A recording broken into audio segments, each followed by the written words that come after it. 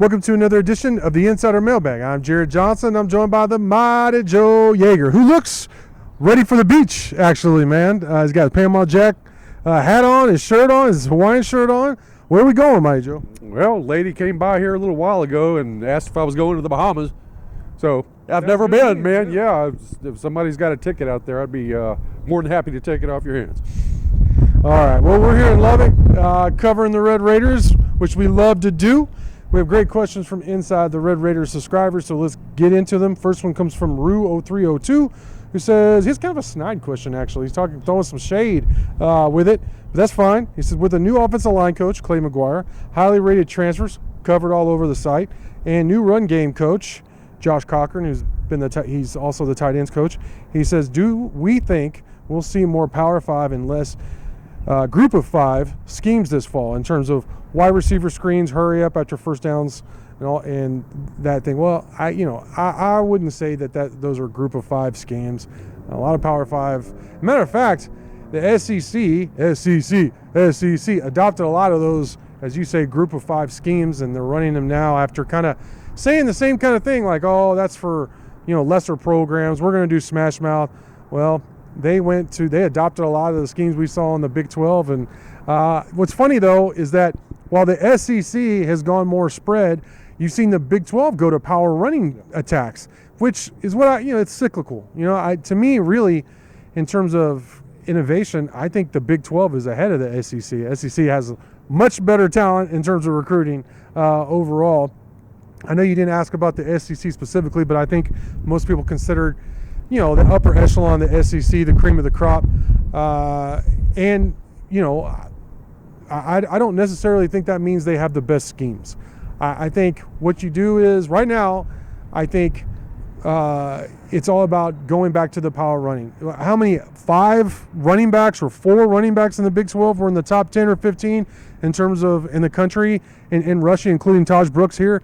So I think because defenses have been built now to be smaller, faster, to deal with teams in space, it's more about spreading teams out, but then actually running some power elements to your game, some power running elements.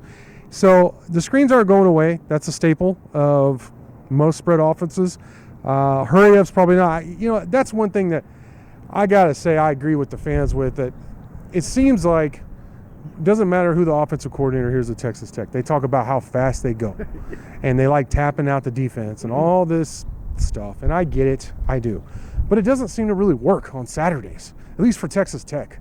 It might work here or there, and I've asked Kitley about that actually before. I did last year, and he said, look, if we hurry up, it's 3rd and 1, we hurry up and we get 2 yards, we consider that a success. Now, it may not look like that to the fans, but so many times it seems like a wasted down. So I hope if you pick up 2.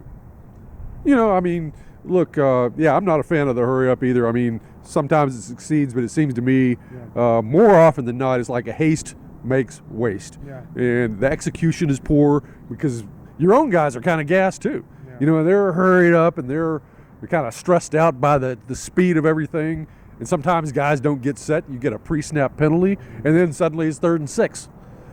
So no, I'm with you on that. I don't like that aspect of it.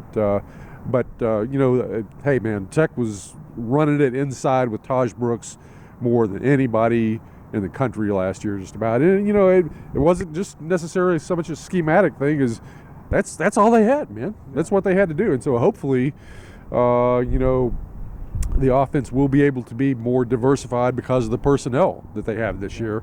I think probably that's going to be more important than Cochran and so forth and so on. But we'll just have to see what happens. I will say this in terms of schematics. I did talk with Kitley and during a press conference after the regular season, previewing the bowl game, and I got to ask him 4 or 5 questions just about scheme. He did say there were some things he wished that he had done in terms of more personnel packages, more different formations.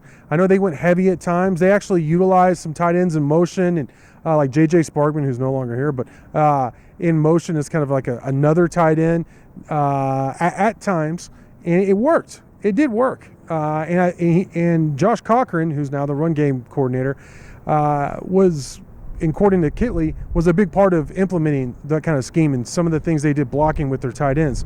So I hope they do run heavier personnel. You have Taj. I think the key is going to be, like you said, Joe, will they be able to take advantage in the passing game off the running game? Who's going to be the second running back? I think the personnel is going to matter more than, I think, scheme.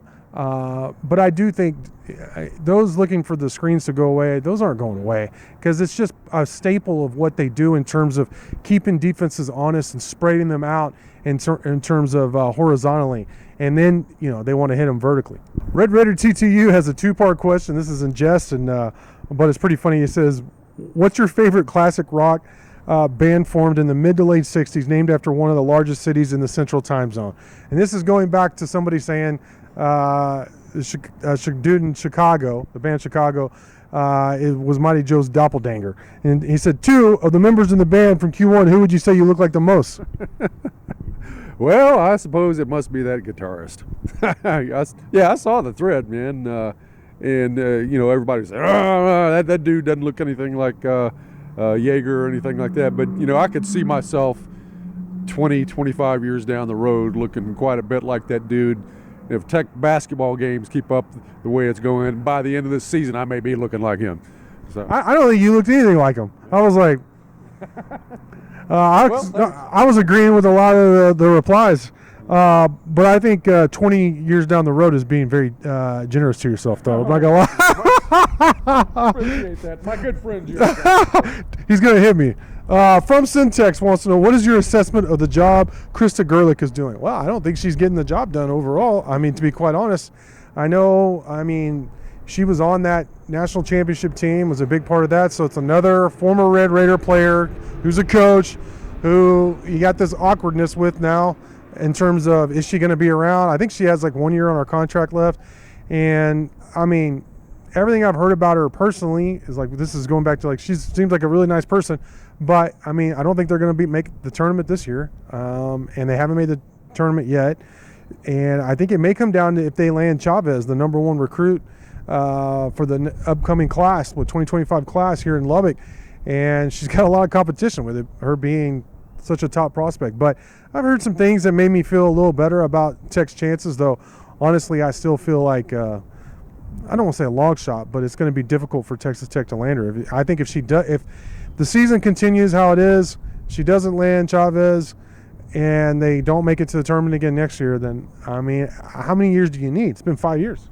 Yeah, it's been a long time, and, I know there have been injuries, and, there's always something you can point to when you're losing and say, well, if this, if that, so forth and so on. Bottom line is, it just seems to me like this program just didn't really get any traction, Yeah. And to be perfectly honest, since Marcia Sharp retired, it just hadn't been anywhere close to what it was before. So, and, I'm not seeing a lot of hopeful signs at this point right now. So I agree. It's getting close to the time where she's got to put up or there's going to be a change made.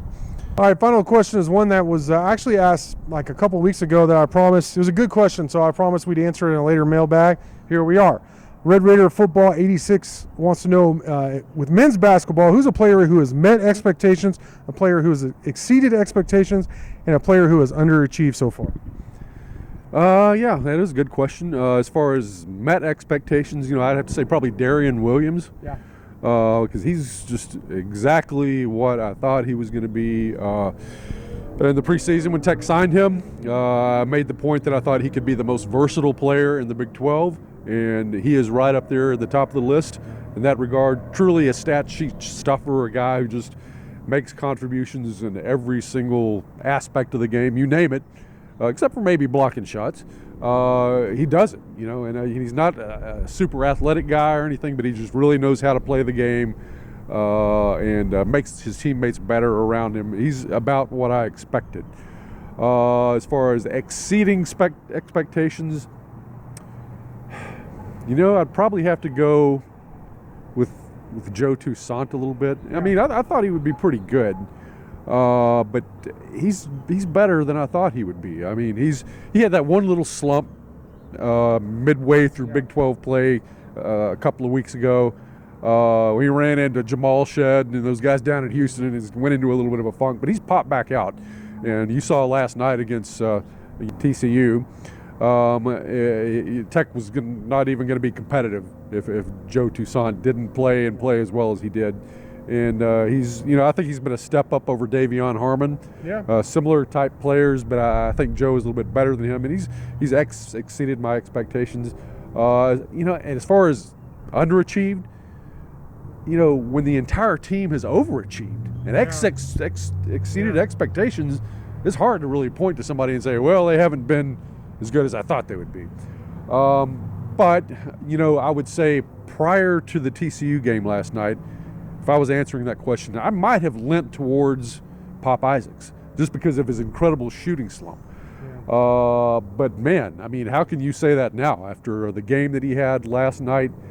In some ways, it was just as impressive as Darian Williams' near perfect game before, when it helped him win National AP Player of the Week award, because Pop just did it in ways that he's not accustomed to doing it. He, in some ways, he put Tech on his back and won it at the free throw line, won it by penetrating, drawing fouls, dishing to people.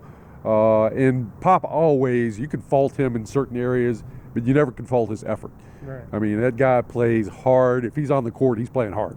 That's all it is to it. So, I can't say that really anybody at this point is underachieving. Not right now. No, I can't. Yeah, I think people would lean towards Kyron Lindsey as underachieving, but I mean, he hadn't really had an opportunity. Yeah. I mean, he got to play against TCU and had a really good game. You don't get those 8.7 rebounds, couple blocks. You probably don't win that game from Lindsey. So that's been great. What's funny too about your answers is I agree with them, but you could, like for me, I could have switched Toussaint in terms of met expectations, and then Darian Williams exceeding expectations. You know what I mean? But I get what you're saying. And Pop Isaacs, maybe he hadn't shot, like exactly what you said. He hadn't shot all that great, but he's made so many clutch plays in games that, I mean, if he's not doing his thing, you don't win those games, and your season, the look of it is completely different. So, like you said, I think the best way to say it is team of overachievers. This team has overachieved, and Coach Grant McCaslin and his staff are getting the most out of them, in my humble opinion. But Mighty Joe, great stuff from you as always. Great questions from y'all, and until next time.